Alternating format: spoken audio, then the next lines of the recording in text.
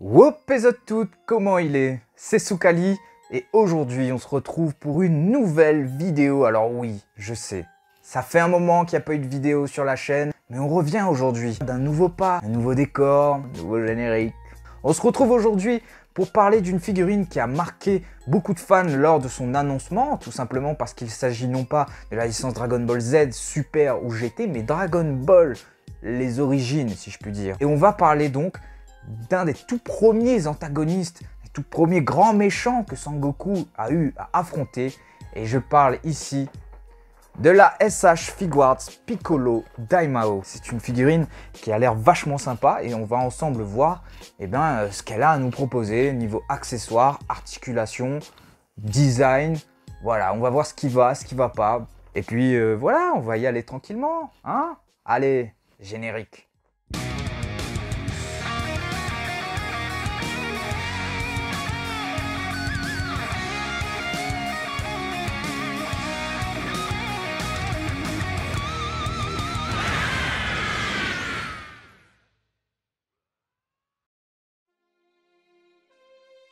Et on se retrouve avec notre figurine Piccolo Daimao sortie de sa boîte, hein, spécialement pour vous. Elle est vraiment cool cette figurine. Et la première chose que moi je peux remarquer ici, c'est que c'est une figurine qui en impose. Pourquoi? Tout simplement parce qu'elle fait 17 cm, donc elle fait partie des plus grandes figurines de la gamme SH Figuarts Dragon Ball avec Super Buu et Broly notamment. On peut aussi remarquer que cette figurine possède un corps V2, c'est-à-dire que elle a des articulations qui ont été améliorées et avec un sculpte tout simplement bien fait et bien détaillé.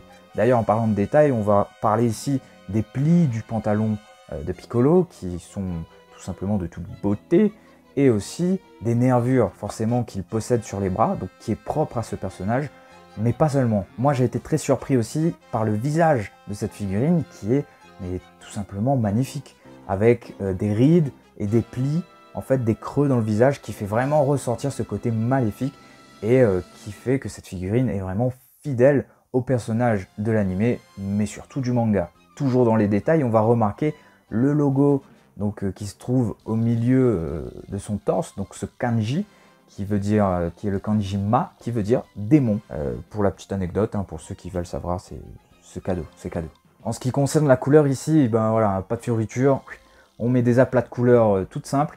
Donc ce qui donne globalement un rendu assez simple, assez sobre, mais qui est très efficace. Parce qu'au final, il n'y a pas un pet de peinture qui dépasse à droite ou à gauche. Tout est à sa place. On a globalement une figurine qui est bien peinte, bien proportionnée, avec pas mal de petits détails. Donc tout simplement super bien faite.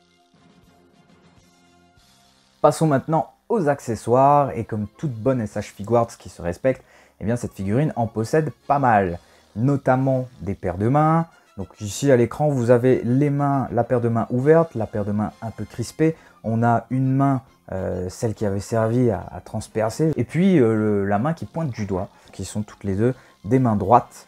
Et bien sûr la paire de poings qui se trouve actuellement sur la figurine, hein, vous l'aurez compris. On a l'autocuiseur qui a servi à enfermer le démon Piccolo à l'intérieur grâce à la technique du Mafuba. Donc autocuiseur qu'on va pouvoir ouvrir et refermé, ça c'est cool. On a l'œuf qui vomit quoi en gros, pour pouvoir donner vie à Piccolo Junior, mais pas seulement, à d'autres démons aussi qu'il avait fait auparavant. Et cet œuf, on a un petit socle que vous voyez juste à côté, hein, un petit socle qui est fait un peu avec un effet de bave pour pouvoir le poser dessus, pour éviter que votre œuf roule dans tous les sens si vous le posez. Et on a, pour terminer, la fameuse boule de cristal à une étoile. Je vous parlais tout à l'heure du travail réalisé sur le visage de Piccolo Daimao. On a adoré, et ce qui est vraiment cool, c'est qu'on en a 4 des visages. Donc celle que vous aviez vue sur la figurine tout à l'heure, hein, du petit sourire. On a aussi le visage un peu crispé, voilà, avec les dents serrées. On a au milieu le visage bouche grande ouverte comme Never, où il va justement cracher cet œuf, voilà, avec des veines sur le crâne.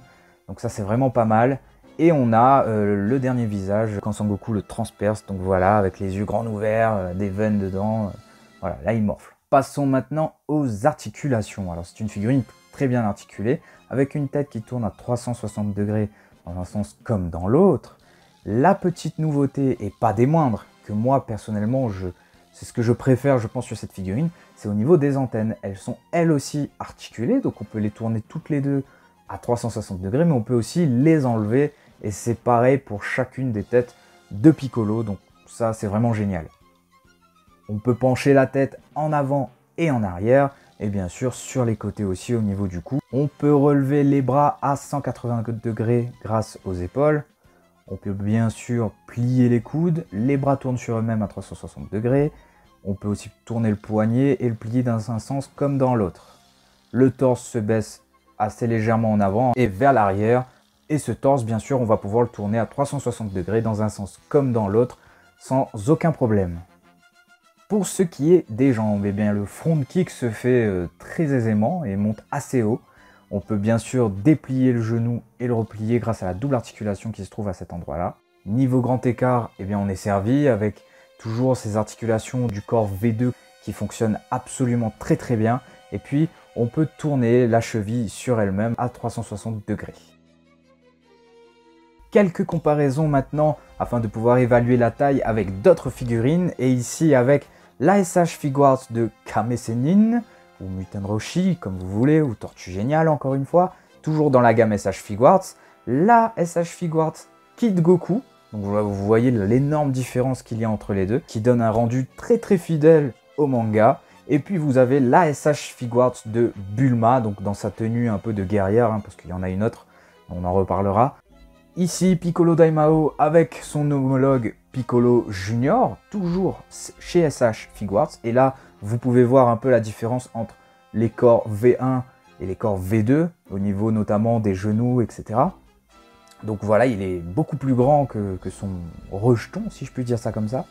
Et à côté, on a la SH Figuarts de Sangoku, pareil, un corps V2, donc une figurine très appréciée du grand public. On change un peu d'univers avec les Marvel Legends d'Iron Man et de Captain America. Et enfin, pour faire un peu le tour, on a ici la Miklos Orphée de la Lyre et la Figma Guts. Donc voilà, que tout le monde connaît, de la série Berserk. Là pareil, donc vous pouvez le voir, Piccolo, malgré sa grandeur, c'est quand même une figurine qui passe un peu partout.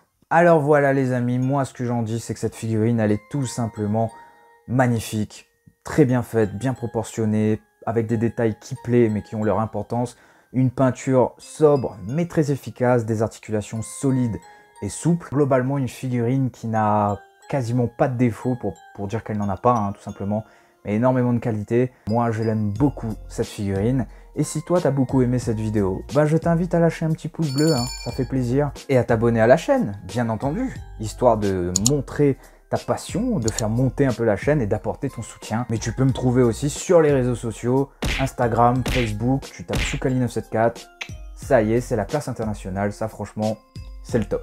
Sur ce, je te dis à très bientôt pour une nouvelle review de figurines. D'ici là, prends soin de toi, que la passion te guide, et Soukali.